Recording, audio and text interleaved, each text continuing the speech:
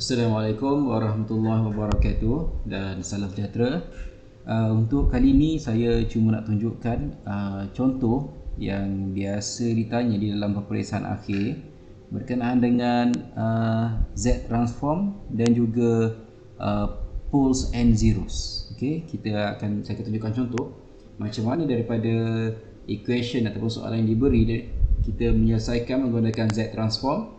Dan daripada situ kita cuba lukiskan dia punya poles and zero. Okey, ataupun kita lukis ROC dia. Okey, harap boleh bagi tumpuan. Okey, ini ada contoh exercise 3. Okey, exercise 3 juga daripada slide. Okey, jadi dia beri A xn sama dengan 1/2 n un tambah 1/3 n un. Okey, daripada soalan diberi ni, okey, ini adalah jenis linear, properties of linear di mana dia ada tambah. Jadi kita buat macam biasa je, kita tambah saja. Di mana setiap satu equation ni, okey, kita perlu selesaikan satu persatu menggunakan table. Okey, sebab daripada equation ini, okey, kita dapat refer terus direct daripada table. Contohnya kita akan tengok table. Okey, daripada table kita pergi kepada table Z transform. Okey, ini adalah table Z transform. Okey, daripada table Z transform tadi kita tengok bahawa persamaan tadi dia menghampiri kepada ANUN. Okey, ANUN.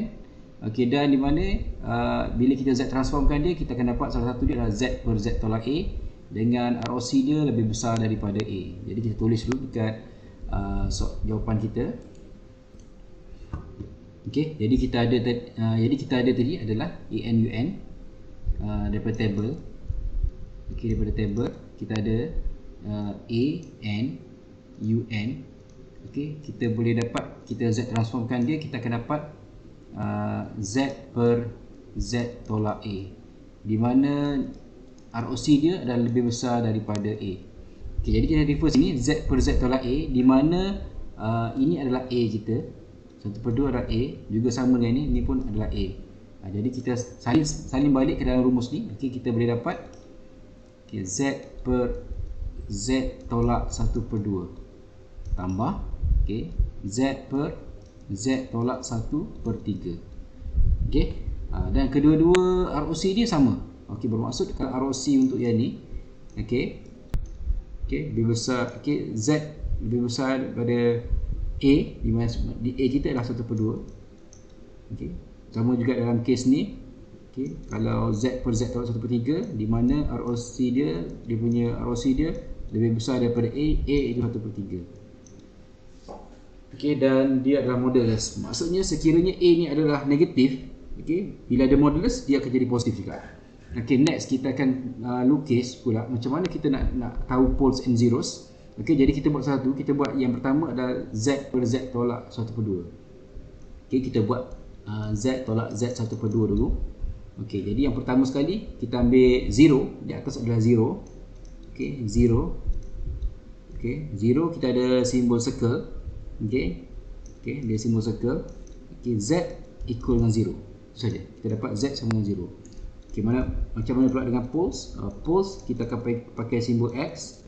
Poles iaitu Z tolak 1/2. Kita sama dengan kosong, sama macam atas. Kita samakan dengan kosong.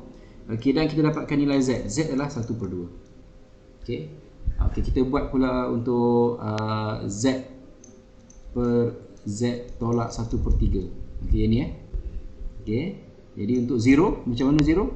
Okey, 0 dia kita samakan dengan kosong. Jadi dia dapat Z sama dengan kosong. Poles, macam mana pula dengan poles? Poles simbol X. Okey. Kita buat Z tolak 1/3, kita samakan dengan kosong, macam sama dengan atas, kita sama dengan kosong, dan Z kita dapat 1/3. Okey, jadi kat sini kita dah ada nilai poles and zero, sama juga poles and zero. Okey, next kita perlu lukiskan dia punya graf ROC dia. Jadi, graf ROC dia. Okey, jadi kat sini adalah untuk graf real dan di sini adalah untuk graf imaginary. Okey, first kita lukis untuk yang bahagian Z per Z tolak 1/2. Okey, untuk 0 Z sama kosong. Z sama kosong kita tanda. Okey, tanda Z sama kosong kat sini. Okey, sebab di sini kosong. Okey, yang kedua Z sama dengan 1/2. Okey, 1/2 kita anggarkan di sini 1/2. Okey, katakan sini 1/2. Okey, kita andakan dengan X. Okey, sebab poles X adalah X. Okey, dan daripada sini, okey, kita kena lukis bulatan. Daripada 1/2, pastikan kosong adalah center pada bulatan kita. Okey. Jadi anggaran dia macam ni lah. Okey, anggaran dia macam ni. Jadi maksud kalau sini setengah, sini pun negatif 1/2. Okey, macam mana pula dengan untuk Z per Z tolak 1/3. Jadi 0 dia kosong. Di sini juga kosong. Okey. Macam mana dengan poles? Poles dia adalah 1/3. 1/3 anggap, okey, saya anggaran dia di sinilah. 1/3. Okey, dan sama juga kita kena lukis bulatan. Pastikan kosong adalah origin kepada bulatan ini. Jadi kita lukis bulatan. Okey, jadi kalau di sini 1/3, maknanya di sebelah kiri ini adalah negatif 1/3. Okey, dan seterusnya untuk kita nak lorekkan bahagian ROC dia, kita kena tengok pada ROC ni, properties of ROC ni. Okey, jadi diberitahu bahawa untuk Z per Z tolak 1/2, ROC dia lebih besar daripada 1/2. Okey, lebih besar daripada 1/2 maksudnya dia berada di sebelah sini lah. Area sebelah sini, sebelah kanan ni. Maknanya 1/2 berada sebelah kanan. Okey, manakala untuk Z lebih besar 1/3, 1/3 sebelah kanan. Okey, bermaksud jika kita tak ambil kira properties of ROC, maknanya kita akan lorekkan kawasan sini, okey, dan juga kawasan sini. Okey, tetapi kita kena ingat dalam properties of ROC dinyatakan, okey, dinyatakan poles tak boleh berada dalam ROC. Okey, jadi sekiranya kita lorek daripada sini sehinggalah habis, kita lorek sini dan seterusnya semua sini, jadi bermaksud poles dekat sini berada dalam ROC. Jadi kita tak boleh ambil. Jadi kita akan ambil ROC yang paling kanan sekali. Okey, jadi ROC paling kanan di sinilah. Okey, jadi ROC yang dalam ni, kawasan berlorek dalam ni kita tak ambil kira. Kita akan ambil kira ROC yang lebih besar daripada 1/2. Okey, jadi dekat sini kita akan lorek. Okey, kita akan lorek. Maksudnya kawasan lorekan dia adalah berada di kawasan luar bulatan, Jadi anda boleh lorek je lah. Lorek saja. Okey, loreklah cantik-cantik. Okey, sebab saya conteng saja ni. Okey, jadi you all lorek cantik-cantik. Okey, itu adalah cara macam mana kita daripada equation discrete time signal yang diberi, kita convert kepada Z transform, dan seterusnya daripada Z transform kita dapatkan ialah poles and zeros, dan last sekali kita tentukan di mana kawasan ROC dia dengan kita melorekkan dia. Okey, jadi saya harap semua boleh faham. Okey, dan saya ada sediakan contoh. Okey, contoh. Kita akan tengok contoh sekejap. Contoh untuk anda buat. Okey, saya ada sediakan contoh, okey, iaitu EOC. Okey, di mana EOC ni saya minta semua tolong buat EOC. EOC ni adalah perlu dibuat secara berkumpulan. Okey, berkumpulan, dan di dalam EOC ni kita ada dua soalan yang perlu anda selesaikan. Okey, soalan satu adalah question satu berkenaan Laplace. Okey, boleh buka balik nota-nota Laplace yang telah saya ajar. Ada define Laplace, kemudian kena selesaikan Laplace, dan yang ketiga ni adalah inverse Laplace. Okey, dekat sini kamu akan you all akan cuba dengan apa yang kita belajar kaedah-kaedah untuk kita buat inverse Laplace. Mungkin you all akan pakai partial fraction dan sebagainya lah. Okey, soalan kedua define Z transform, dan di sini you akan buat Z transform, dan daripada sini you akan plot dia punya poles and zero dan juga ROC, dapatkan ROC. Juga sama dekat sini pun sama, ada daripada Z transform yang diberi ni, yang telah dia telah buat Z transform ni. Okay, you kena plot saja, dan kemudian you kena buat inverse Z transform menggunakan partial fraction. Okay, jadi harap cuba buat. Okay, dan seterusnya ada penilaian untuk presentation. Okay, jadi tugasan ini adalah tugasan berkumpulan. Anda perlu anda perlu buat question 1 dan question 2 ni, kedua-duanya anda perlu buat. Okay, dan untuk presentation, each group need to do a presentation based on the question below.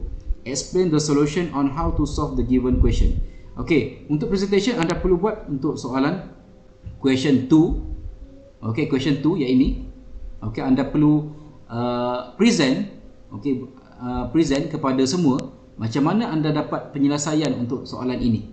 Dan question 2 ketiga, iaitu untuk second presentation, question 2, 3, iaitu soalan yang ketiga ini. Okey, jadi anda perlu ceritakan macam mana anda plot ROC dan seterusnya, macam mana anda buat inverse Z transform dan untuk menggunakan kaedah partial fraction. Jadi kedua-dua ini perlu dia buat presentation. Jadi bermaksud saya asingkan dua presentation. Ini ada yang soalan question 22 adalah presentation pertama, question 23 adalah presentation yang kedua. Jadi presentation buat masa sekarang adalah dalam bentuk rakaman. Saya minta anda buat rakaman video untuk anda present. Okey, jadi anda boleh berbincang antara ahli kumpulan anda, masing-masing dah ada kumpulan. Jadi saya minta anda bincang, cuba selesaikan bersama-sama dan cuba buat video. Okey, cuba agihkan tugas macam mana untuk buat video di mana anda perlu menerangkan proses ataupun step by step untuk mendapatkan jawapan bagi soalan-soalan ini. Okey, jadi jika ada sebarang permasalahan, macam biasa boleh PM saya, boleh tanya kawan-kawan yang lebih faham. Okey, jadi saya harapnya untuk kali ini itu saja. Okey, terima kasih banyak untuk kelas kali ini. Okey, kita jumpa lagi pada kelas seterusnya. Okey, assalamualaikum warahmatullahi wabarakatuh.